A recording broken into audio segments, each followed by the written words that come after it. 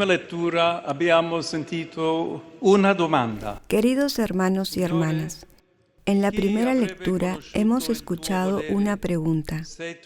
Señor, ¿y quién habría conocido tu voluntad si tú mismo no hubieras dado la sabiduría y enviado desde lo alto tu Santo Espíritu?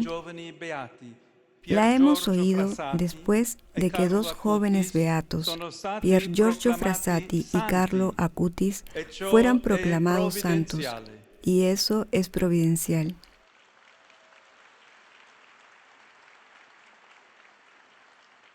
Questa domanda, infatti, nel libro della Sapienza è attribuita proprio a un giovane come loro, il re Salomone.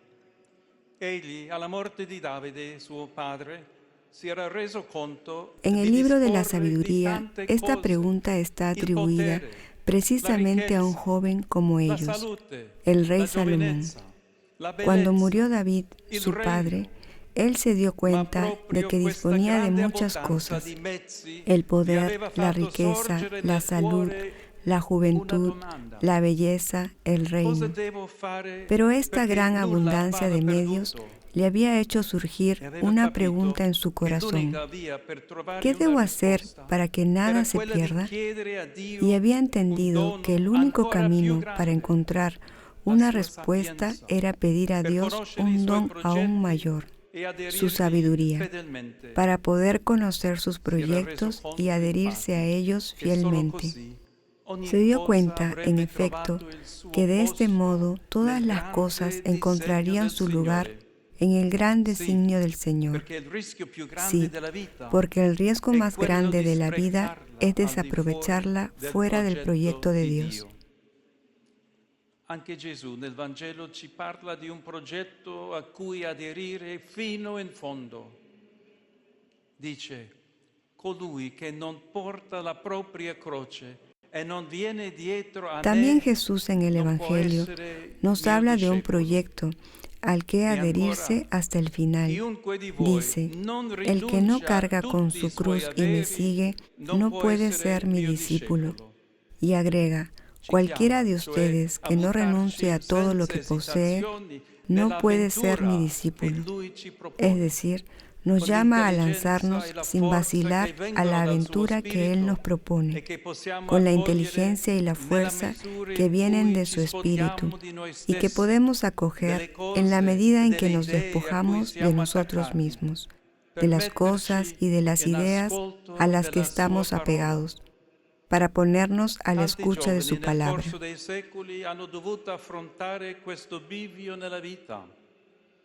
Pensiamo a San Francesco d'Assisi, come Salomone. Anche lui era giovane e ricco, assetato di gloria e di fama. Muchos jóvenes a lo largo de los siglos tuvieron que afrontar este momento decisivo de la vida. Pensemos en San Francisco de Asís. Como Salomón, también él era joven y rico, y estaba sediento de gloria y de fama. Por eso partió a la guerra, esperando ser nombrado caballero y revestirse de honores. Pero Jesús se le apareció en el camino y le hizo reflexionar sobre lo que estaba haciendo. Vuelto en sí, dirigió a Dios una pregunta sencilla: Señor, ¿qué quieres que haga? Y a partir de allí, volviendo sobre sus pasos, comenzó a escribir una historia diferente, la maravillosa historia de santidad que todos conocemos, despojándose de todo para seguir al Señor, viviendo en pobreza y prefiriendo el amor a los hermanos, especialmente a los más débiles y pequeños. Se despojó del oro, la plata y las telas preciosas de su padre. A volte noi li raffiguriamo come grandi personaggi. ¿Y cuántos otros santos y santas podríamos recordar? A veces nosotros los representamos como grandes personajes, olvidando que para ellos todo comenzó cuando aún jóvenes respondieron sí a Dios y se entregaron a Él plenamente, sin guardar nada para sí. A este respecto, San Agustín cuenta que en el nudo tortuosísimo y enredadísimo de su vida, Una voz en lo profundo le decía, solo a ti quiero. Y de esa manera Dios le dio una nueva dirección, un nuevo camino, una nueva lógica, donde nada de su existencia estuvo perdido. En este marco contemplamos hoy a San Giorgio Frassati y a San Carlo Acutis, un joven de principios del siglo XX y un adolescente de nuestros días, ambos enamorados de Jesús y dispuestos a dar todo por Él. Pier Giorgio ha incontrato il Signore attraverso la scuola e i gruppi ecclesiali, l'azione cattolica, le conferenze di San Vincenzo, la FUCI, Pier Giorgio encontró al Señor por medio de la escuela y los grupos eclesiales, la acción católica, las conferencias de San Vicente de Paúl, la Orden Tercera de Santo Domingo, y dio testimonio de ello a través de su alegría de vivir y de ser cristiano en la oración, en la amistad y en la caridad, hasta el punto de que, a fuerza de verlo recorrer las calles de Turín, con carritos repletos de ayuda para los pobres, sus amigos lo llamaban empresa de transportes Frassati. También hoy, la vida de Pier Giorgio representa una luz para la espiritualidad laical. Para él, la fe no fue una devoción privada. Impulsado por la fuerza del Evangelio y la pertenencia a asociaciones eclesiales, se comprometió generosamente en la sociedad, dio su contribución en la vida política, se desgastó con ardor al servicio de los pobres.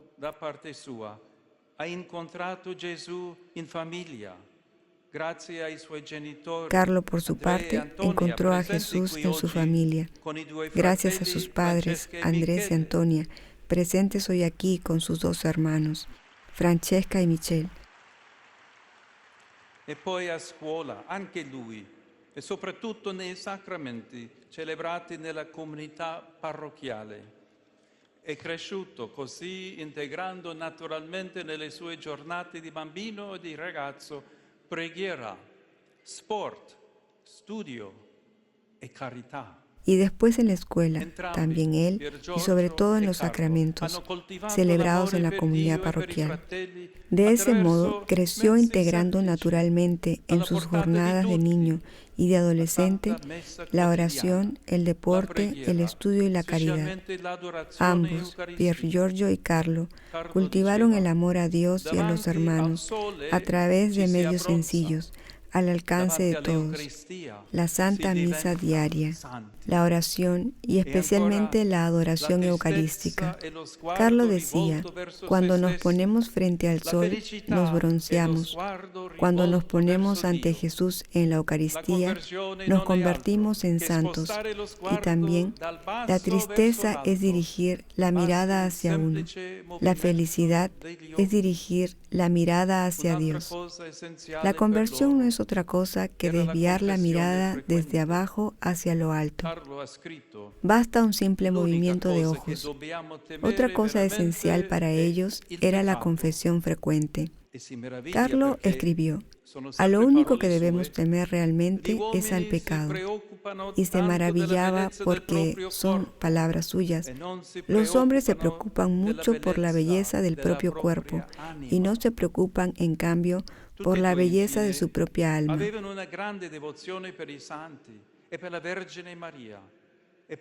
Ambos, además, tenían una gran devoción por los santos y por la Virgen María, y practicaban generosamente la caridad. Pier Giorgio decía, alrededor de los pobres y los enfermos veo una luz que nosotros no tenemos.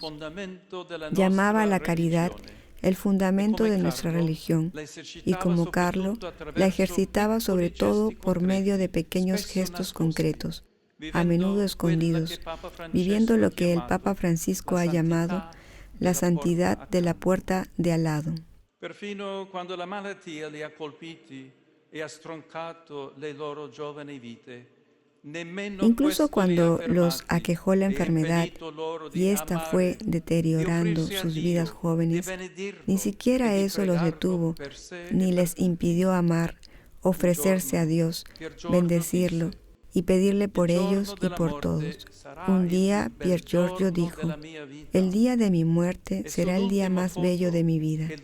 Y en su última foto, que lo retrata mientras escalaba una montaña de Val di Lanzo, con el rostro dirigido a la meta, había escrito: hacia lo alto. Por otra parte, a Carlo, siendo aún más joven, le gustaba decir que el cielo nos esperaba desde siempre y que amar el mañana es dar hoy nuestro mejor fruto. Carissimi, i santi Pier Giorgio Frassati e Carlo Acutis sono un invito rivolto a tutti noi, soprattutto ai giovani. Queridos amigos, los santos Pier Giorgio Frassati y Carlo Acutis son una invitación para que todos nosotros, sobre todo para los jóvenes, a no malgastar la vida, sino a orientarla hacia lo alto y hacer de ella una obra maestra. Nos anima con sus palabras: no yo, sino Dios, decía Carlo. Y Pier Giorgio: si tienes a Dios como centro de todas tus acciones, entonces llegarás hasta el final. Esta es la fórmula sencilla pero segura de su santidad. Y es también el testimonio que estamos llamados a imitar para disfrutar la vida al máximo e ir al encuentro del Señor en la fiesta del cielo.